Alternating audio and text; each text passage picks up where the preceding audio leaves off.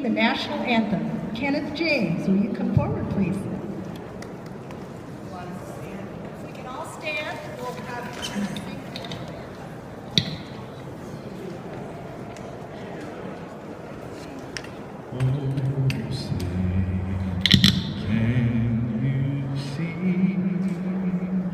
by the dawn's early light, what so proudly we held at the twilight's last gleaming, whose broad stripes and bright stars through the perilous fight, o'er the ramparts we walked, were so gallantly streaming, and the rocket's red flare, the bombs bursting in air, gave proof through the night that our flag was still there. Oh, say does that star-spangled banner yet wave o'er the land of the free and the home of the brave?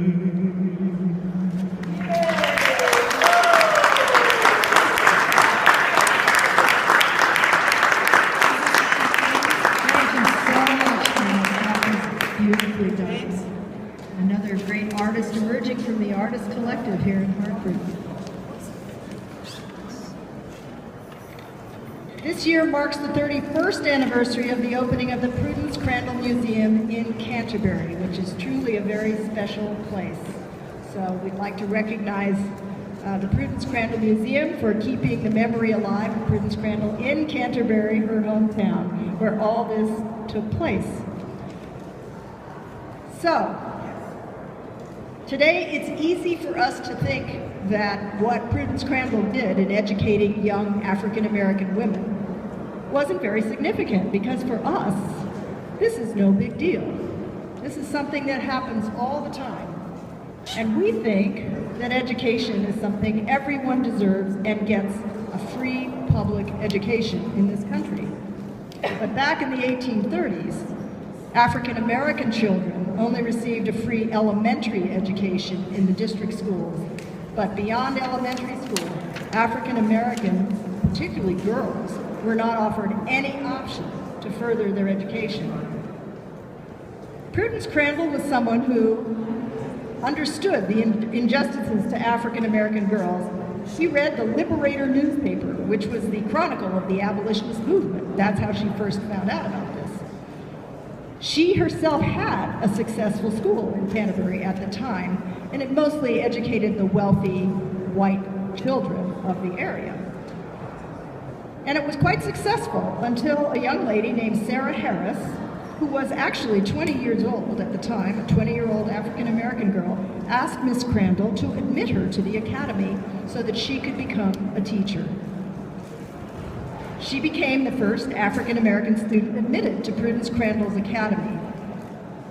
This was very upsetting to the local townspeople. And that's because, in general, African-American children were not allowed to be educated with white children, even here in Connecticut.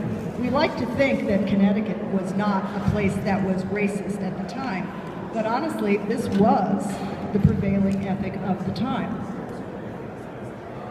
So Prudence and her students all endured harassment, violence, death threats, intimidations.